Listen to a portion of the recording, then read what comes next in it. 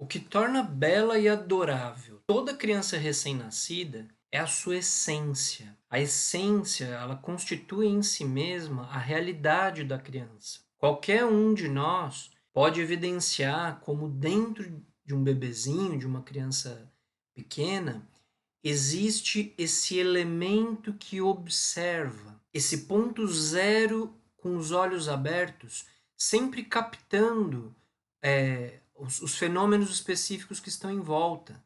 Isso é a alma na criança, esse observador que se manifesta por meio desses olhos curiosos.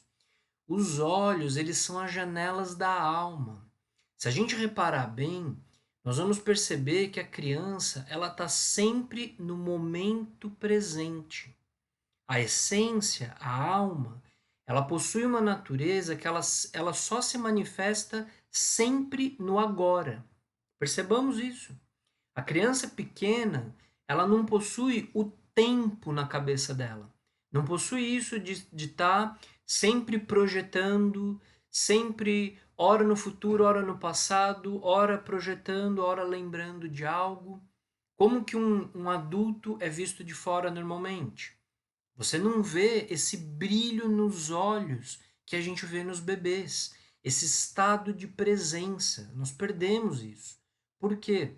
Porque nós estamos sempre com o corpo em um lugar, mas a mente está em outro, divagando, desejando coisas, discutindo internamente com alguém, pensando o que a gente precisa fazer depois, mas a gente nunca está no momento presente.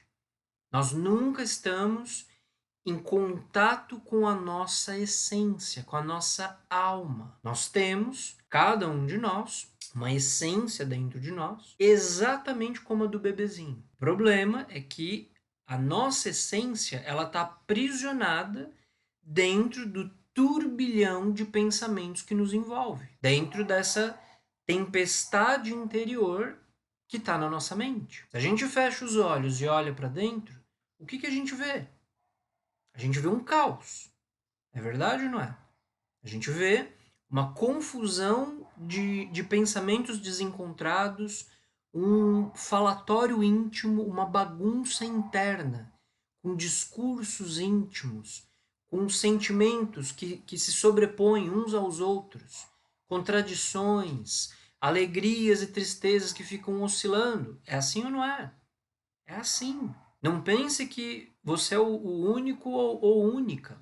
A humanidade inteira é assim. Para ajudar a entender isso, entendam o seguinte: o real em nós é silencioso, o adquirido é falante. O real em nós é silencioso, o adquirido é falante. A nossa realidade é a essência, igualzinho o bebê. Nós temos ainda aquele bebê dentro de nós, aqui e agora. É a nossa essência, é a nossa alma, a nossa realidade interior. A nossa realidade é esse elemento observador, é esse elemento silencioso que observa. Isso é literalmente a alma dentro de nós. O falatório interior, a tempestade da mente, a bagunça interna, é uma fumaça, é uma sujeira que não é a nossa realidade.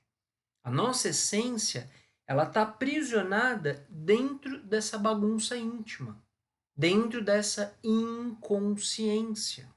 A essência é a nossa consciência.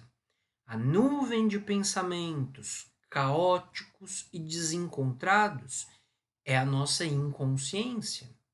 A inconsciência que está aprisionando a nossa essência, a nossa consciência. E é isso que se chama eu, mim mesmo, si mesmo, ego. Infelizmente, a nossa essência ela está engarrafada, ela está enfrascada dentro do mim mesmo, dentro do ego. E isso é lamentável. Essa é a causa da nossa vida ser tão miserável e a gente está sofrendo.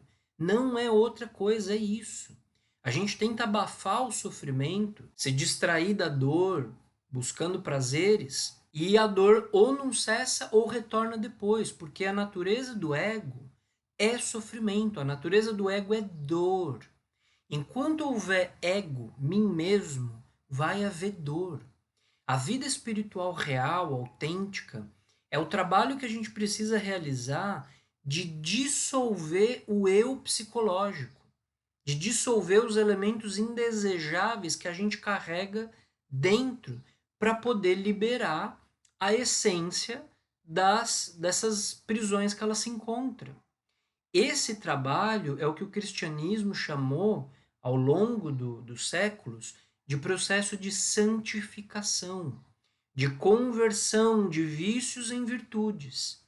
É preciso eliminar os vícios internos, o pecado interno, ou o nome que a gente queira dar, para poder liberar a essência, para permitir que a consciência se emancipe dentro de nós. Todos nós temos um trabalho pela frente a ser feito, minha gente. Um trabalho de purificação interior, de eliminação de defeitos que nós carregamos. Nós temos que levar a luz da consciência até a escuridão da inconsciência.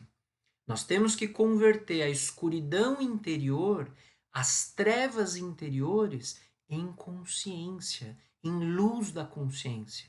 A consciência é a luz interna que permite iluminar a nossa vida interna. Mas a gente nunca acessa e nunca sequer se preocupa por ela. A luz brilhou nas trevas, mas as trevas não a compreenderam. Na nossa essência, na nossa consciência, está a religião, o Buda, a luz do Cristo, a sabedoria, as partículas de dor do nosso Pai que está nos céus e todos os dados que a gente necessita para a autorrealização íntima do nosso ser interior profundo. Dissolver o eu psicológico, desintegrar os elementos indesejáveis é algo urgente, é inadiável, é impostergável. Esse é o sentido de trabalhar sobre si mesmo. Nós nunca poderemos libertar a essência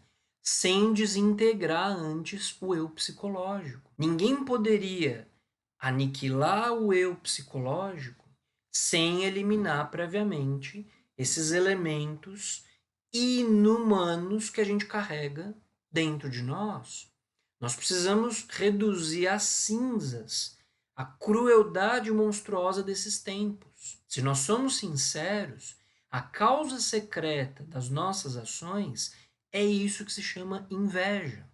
Nós sentimos que não podemos ter um corpo pior que o dos outros, uma casa que não seja tão bonita como a dos outros, uma roupa que não seja de marca e da moda como a das outras, um carro que seja pior do que o das outras pessoas.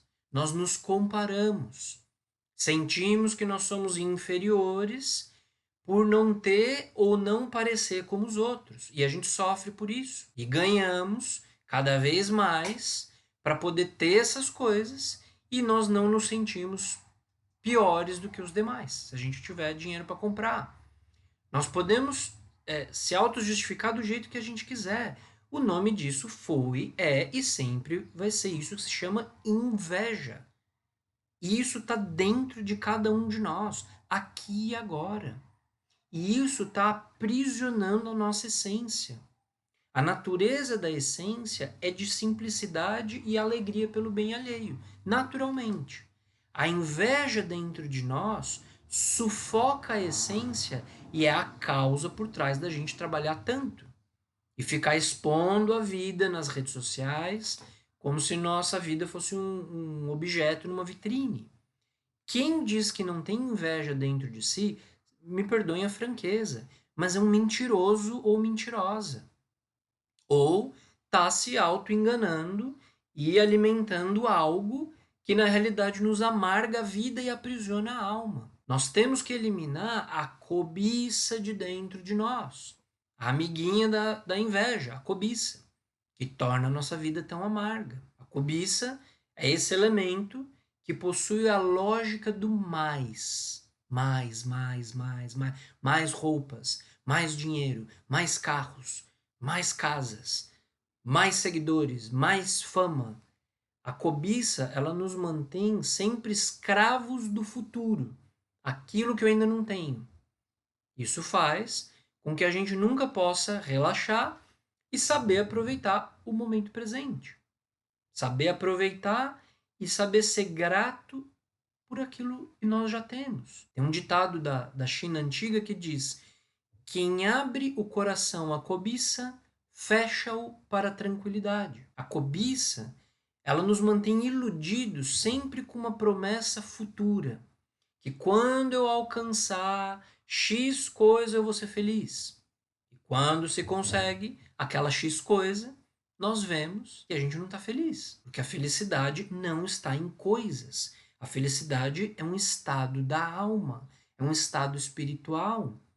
E a gente pensamos que falta mais. Buscamos aí um novo projeto, um objeto de desejo para continuar correndo atrás de mais, até que chega a morte.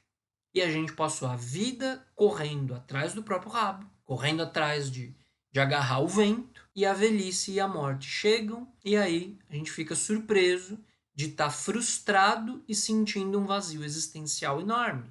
Por que será? Porque a cobiça nos manteve hipnotizados como um zumbi, correndo atrás de ilusões e vaidades estúpidas. Muitos vão se justificar dizendo que precisa da própria cobiça, falar que ela é incrível, etc. Da qual escolhe acreditar no que achar melhor para si. A alma e a consciência é algo individual de cada um. Nós estamos aqui dizendo a vocês que é muito melhor se mover na vida por consciência do que por cobiça. Nós precisamos eliminar de dentro de nós a calúnia e a maledicência. Calúnia que origina tantas tragédias na vida. Esse elemento dentro de cada um de nós que sente um prazer mórbido em julgar, em escarnecer os nossos semelhantes. Esse elemento em nós que sente prazer criticando e dizendo como as pessoas fazem as coisas mal e como nós fazemos tão bem. Que se fôssemos nós, faríamos tudo diferente. Que fulano ou beltrana é um malvado, etc, etc. Como Deus vai participar da nossa vida interior, da nossa vida anímica, se a gente está carregado do mal dentro de nós? Deus e o mal são água e óleo, eles não se misturam. Para poder participar do reino de Deus, a gente precisa se purificar primeiro. Como seria possível ir aos céus carregando todo esse mal dentro de nós? Nós transformaríamos o céu no inferno, entende? Ou a gente vai se atrever a dizer que nós não temos isso dentro de si mesmo, que a gente não faz essas coisas. Se fizermos isso, a gente está justificando as nossas abominações. A gente está reafirmando os nossos monstrinhos internos, lavando as mãos como Pilatos e permitindo que o Cristo vá à cruz. Nós temos que eliminar as bebedeiras que destroem o corpo e nos levam à miséria. A luxúria que destrói os matrimônios, que separam os pais da convivência com os filhos, que mantém as pessoas prisioneiras do submundo, do chamado do esgoto da pornografia, da prostituição. Atualmente, a gente vive em um mundo tão absurdo que se tenta mudar o nome, o rótulo do defeito, para tentar parecer que o defeito é bonito, que é algo que está na moda. Prostituição vira do job. E com esse tipo de malabarismo idiota, com jogo de palavras, a gente acha que vai transformar um vício numa virtude. O mal em fashion. A ira terrível que nos faz gritar, golpear uma mesa, xingar outras pessoas. Esse elemento da ira é o que faz a gente se sentir um juiz, que faz a gente se sentir corajoso num dado momento e querer corrigir as injustiças que nós vemos por nós mesmos. E aí a gente grita, golpeia, buzina irado, com a veia saltada no pescoço, com o coração acelerado, com a voz trêmula, os medos que nos petrificam a alma e que nos mantêm engessados sempre no mesmo tipo de vida, as ansiedades que nos tiram a paz, a depressão que nos puxa para baixo, as incertezas que destroem a mente, as dúvidas que nos corroem a alma, etc, etc, etc.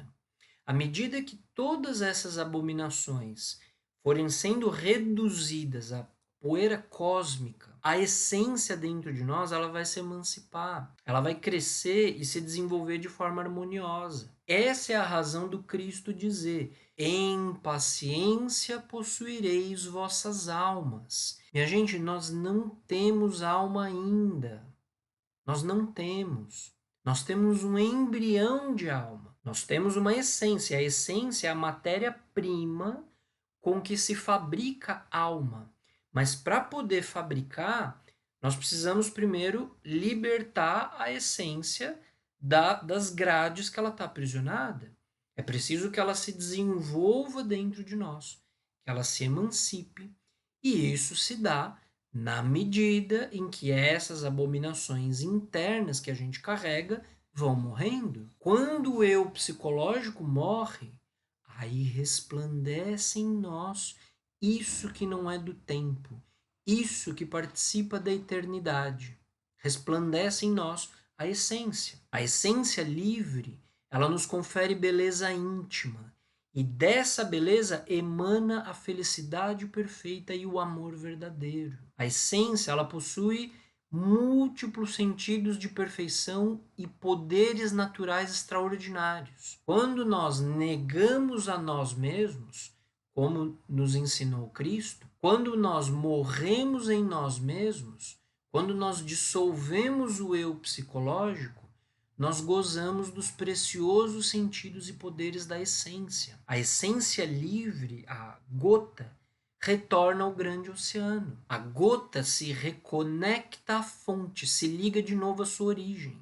Acontece o religare, a religião em que a alma volta para casa. É preenchida pela luz do Criador, pela luz do Cristo, pela luz do Pai que a tudo sustenta, e de onde a gente sente essa enorme saudade de retornar. Aqui no comentário abaixo está fixado o link com o meu livro O Simbolismo Secreto da Bíblia e também as informações para quem deseja agendar um atendimento online individual comigo. Eu sou o professor Tiago Santana e você está no canal Yeshua, Cristianismo Primitivo. Nesse canal nós explicamos as origens do cristianismo, explicamos que Jesus deixou um ensinamento secreto aos apóstolos e aos seus discípulos mais próximos. Explicamos que a Bíblia é sagrada, a Bíblia é a palavra do Eterno e é também um livro simbólico, um livro que está envolto numa linguagem alegórica, arquetípica. E tudo que está ali na Bíblia tem relação com a nossa própria psicologia, com a nossa própria vida interior aqui e agora. E nesse canal nós explicamos qual é essa linguagem e qual é esse conhecimento por trás do simbolismo que esteve nas origens do cristianismo, mas que hoje, lamentavelmente, ele se perdeu. Curta esse vídeo, inscreva-se no nosso canal, compartilhe e ajude o nosso canal a chegar até mais pessoas. Um abraço a todos e até o nosso próximo vídeo.